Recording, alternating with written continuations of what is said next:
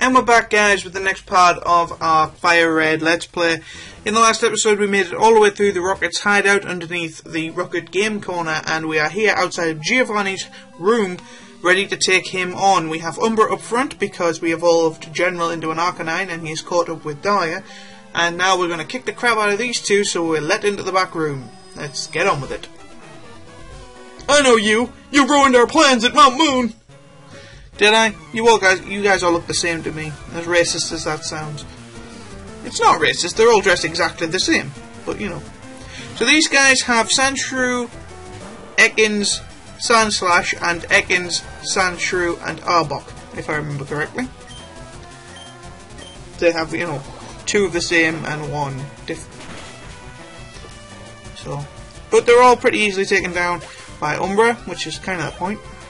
So here's Sandslash, the big bulk of experience for this side of the room. And they basically act as locks. You beat them and half the door opens. Well, it doesn't half open in the actual game, but once you beat them both, the door will open, is what I'm basically trying to get at. Ooh, very nearly level 34. And what I said last episode was that if we got Umbra to level 34, we could use the rare candies to evolve into a Blastoise. I don't know if I'm still going to do that, but that was the idea, anyway. Ooh, will it hit itself? Come on. Come on. Yeah, see, that's a belated one-shot. 304 takes Umbra to level 34, ironically enough. We beat this guy. Burned again. And, yeah, okay, I'm just going to feed at least one rare candy to Umbra. Because why the hell not, right? There they are, rare candies. Here you are, Umbra, you can have one. You might be thinking, why just feed it one to put it up to level 35? Well, because now we're one step closer to becoming a Blastoise. I'll feed this other rare candy to... no, go on, I'll give it to Umbra. Why not? Level 33. No, 36 rather. So here's the evolution. You can watch it in peace.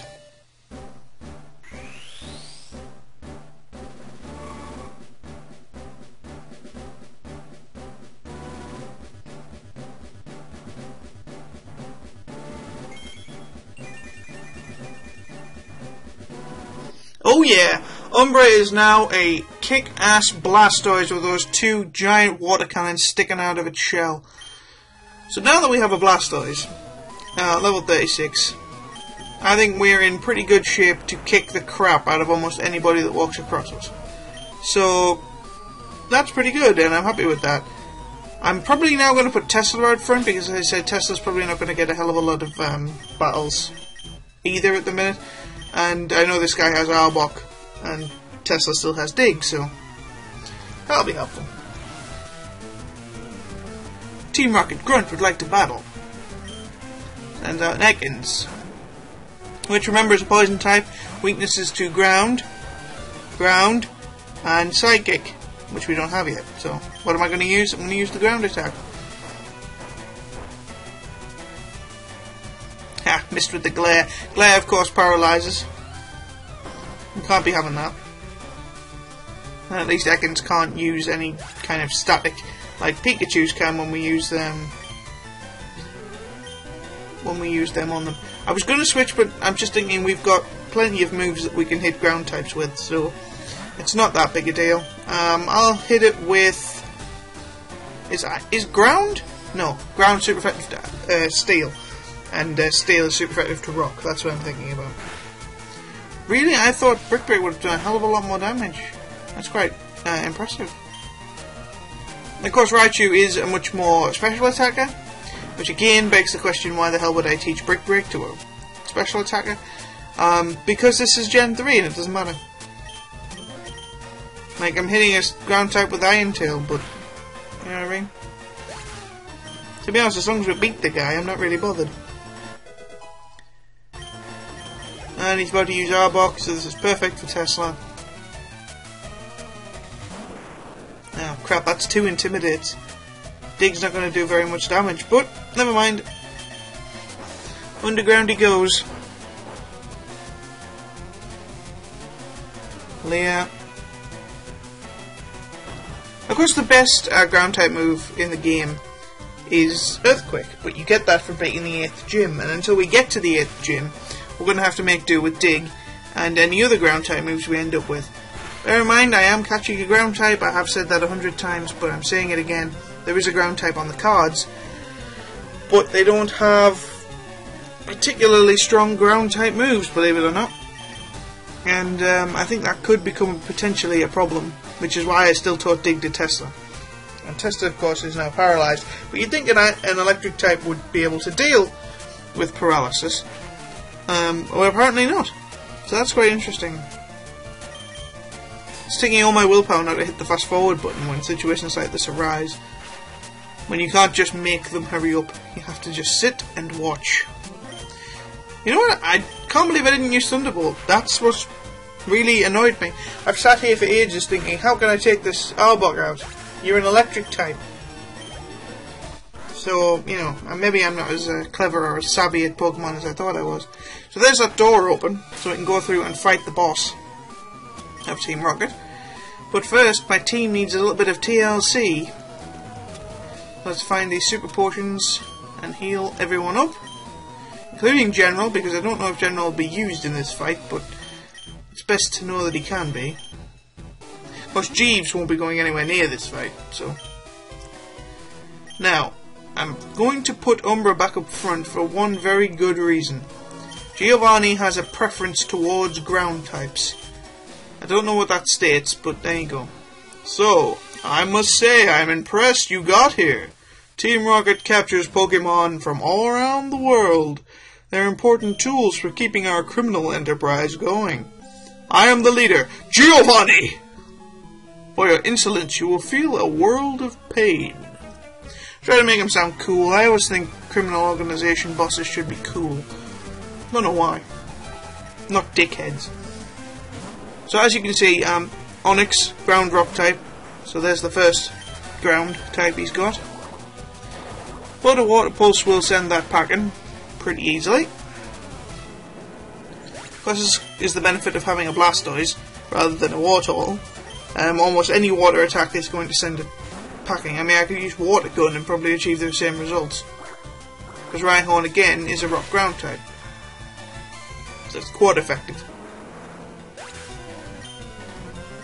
Now, this is the one that may prove troublesome, because Kangaskhan is bulky and has a plethora of rather strong moves. So I'm hoping that Tesla and his Brick Break can Brick Break the hell out of here. Level 29 too, so it's not exactly a weak Kangaskhan. Kangaskhan, I found this out recently, can only be female. Which begs the question of how they get young in the first place. But, I was looking at the egg somebody made me for the egg lock. I was putting it into the game. And Kangaskhan can only be female. I didn't know that. I thought you could have male Kangaskhan's. But apparently not. So Tesla did a really good job there, hanging on by 13 experience, HP, but still managing to... A child like you would never understand what I hope to achieve. I shall step aside this time. I hope we meet again. But pray that we do not, is pretty much what he leaves unsaid. So we've now kicked the crap out of him, and we can get the hell out of here. So we are going to. So you take the lift up to basement floor 1, and then you leave like there's no tomorrow. However, this guy will fight you on the way out if you didn't fight him on the way in. I'm not lost, I'm just saying. Because most people would take basement the lift but not be able to get in, so you'd end up down here trying to fight this guy. Thankfully we still have Umbra up front, who is in no way damaged from our battle with Giovanni. So I'm hoping that we can take out this Grimer with relative ease. And move on to the gym. Because yes, we will be doing the gym in the second half of this episode. Nothing much left to do in Celadon City, bar one thing, and I am going to go and collect Fly before we go to the gym, so we'll deal with that. because again it's one of Dahlia's final moves, and I'd like Dahlia to have at least one flying time move that it's going to be using at the end on. The other one is Drill Peck, which doesn't learn for a little while yet. So now that we've defeated Team Rocket, they will have gone from the streets of Celadon, as we'll notice when we come outside. The fellow outside the Pokemon Center is gone, so now we can go in and heal with impunity. No fear of getting our asses kicked. Of course there wasn't anyway, I'm just saying. So all healed up, ready to fight another day. So let's go. So we will be doing the gym now, but as I say, I am just going to go and collect Fly from over here. Yes, Fly is just outside of Celadon City. Of course, we can't progress too far onto Route 16 because there is a fat guy asleep in the road. No, it's a Snorlax. Of course, he's asleep. We can't wake him up. Not yet, anyway. So what are we to do? Well, cut your way up here with Jeeves. There is a double battle here, which I'm really going to try and avoid. Yep. And now we can just run through here. And there's a small house. We go inside. And she says, "Oh dear, you found my secret retreat. Please don't tell anyone I'm here. I'll make it up with you." And she gives us HMO2. And that's Fly. It's wonderfully convenient because it means we can fly around. So and we'll go outside, back on Route 16, and we will teach Dahlia Fly. It's a great move, obviously, for anybody who doesn't know. It allows us to travel between cities without actually having to walk, essentially negating the need to walk anywhere, except to places you have to get to. Obviously, you can only fly to places you've actually visited. You can't fly to the places you haven't been yet.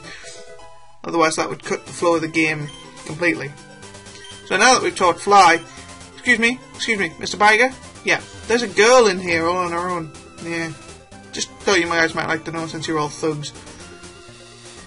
I'm pretty sure that's something I've stolen from somebody else, but I can't remember who, so I apologise if you do see this and you... Actually, we're never going to come back up here. We might as well just fight these two guys.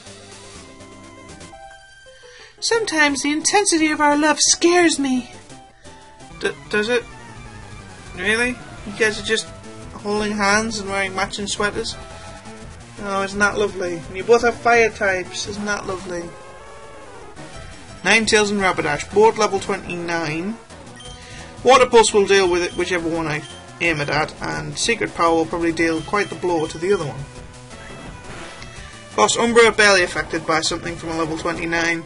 Bulky as anything now. Not going to take any crap from anybody. She has cannons. Dahlia probably a little bit more at risk, only level 27, but, you know, I mean, we only had to hold out for one turn before Umbra just blew them away with a cannon, so... See, in a double battle like this, I'd like Blastoise just to kind of move into the middle, bend forward, and fire both cannons at both of them. Essentially, like, just blowing them both away in one attack. Because if this was like real life, that's what would happen. You'd have a Blastoise, it would fire at both of them. Plus, if it was real life, they'd jump out the way, so... Actually, if it was real life, we'd all be astounded by the fact that there was Pokemon in real life, so... Let's not get ahead of ourselves there.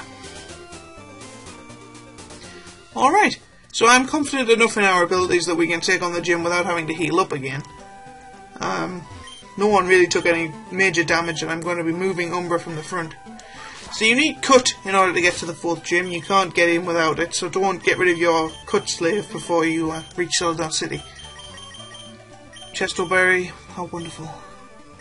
Right, I'm going to be putting Dahlia out front and General in 2nd place, allowing me to easily switch between the two if the need arises. Which it will, but, well, it won't. The need won't arise, but I will want to switch it. Now this guy here, he's actually looking through the window being a bit of a perv. This gym is great, it's full of women. So he's actually standing there, just perving on all the women. Which I suppose is fine. He's old, he needs to get his kicks somewhere. So Cut is actually essential for this gym. You can't actually fight the gym leader without it. You can't get to the gym and you can't get through the gym without it. However, with a flying type and a fire type, and a fire type that knows a flying type move, this gym should be an absolute breeze. Let's find out if I'm right. Certainly looks that way, doesn't it? So I might just leave Dahlia out front. I might switch back into general. I don't know. I don't really think it matters, to be honest. They're both going to be getting a hell of a lot of experience.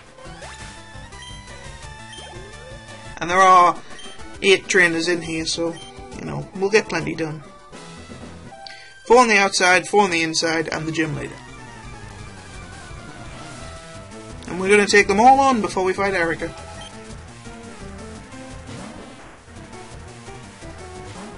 So you'll find all the varieties of female trainer in here. The picnickers, the campers, no, they're just picnickers, aren't they? There aren't actually any female campers. The picnickers, the lasses, the beauties, and the fighter girl, I believe, is also in here. I'm not sure. Battle girls, that's what they're called. But I can't be exactly sure, but I'm pretty sure all the types of female sprite are in here. Other than the gym leader ones, obviously. Obviously Erica's sprite is in here, but I'm saying Sabrina and Misty's sprite aren't in here.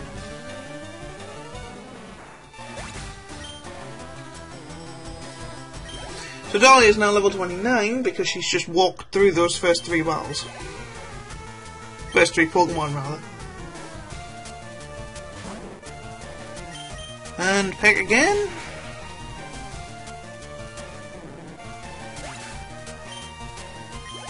So that's Beauty Bridget on her knees. Let's see who else we can take down a peg. Oh no, there's only 3 on the inside, I apologise. There are 8 trainers, including the gym leader. Picnicker Tina, she's sending out a Bulbasaur. I'm sending out a Fearow. And I'm going to use Fly on this Bulbasaur because Bulbasaur's starter Pokemon, they deserve a little bit more respect. And by respect, I mean a slightly stronger move. So, some people don't like Fly because Fly is a 2-stage move, just like Dig. I can understand that.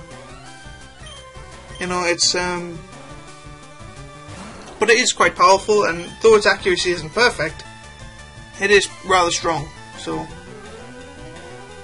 much stronger than Dig would be, anyway. And I believe that's this chick done. Yep, never mind, Picnicker. That'll look next time. So now we go on the other side and fight this chick. Look! See my Pokemon? I like the grass type. I like how they're easy to raise.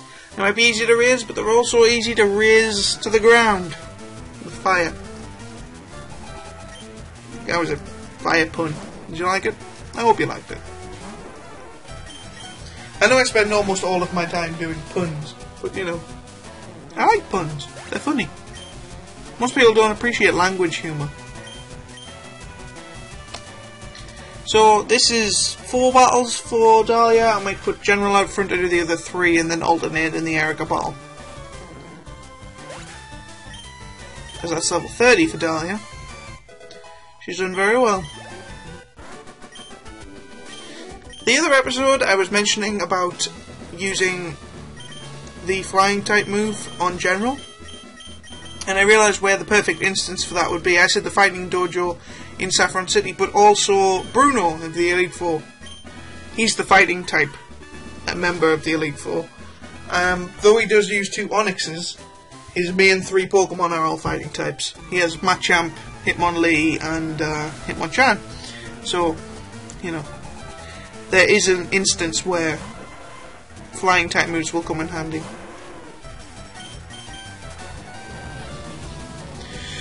So there's Flamethrower using all its might on that Execute. Never stood a chance, really. I was considering catching an Execute for a while to use on the team, but I actually don't think I will. I know I won't, actually. I came to that decision a while back. Cool trainer. I knew there was a different type of trainer in here. I mean, do they get classified as cool trainers just because they wear those red hoodies, or are they classified as cool trainers for a different reason? course, the trainers I'm always wary of are ace trainers, because they're the ones with the ridiculous loadouts. They're the ones that have teams as though they're supposed to be competitive battling online with other people.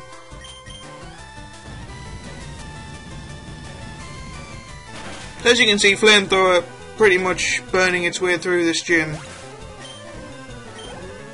I'm even going to use Aerial Ace now, just to prove that Arcanine is truly the master of grass types. See?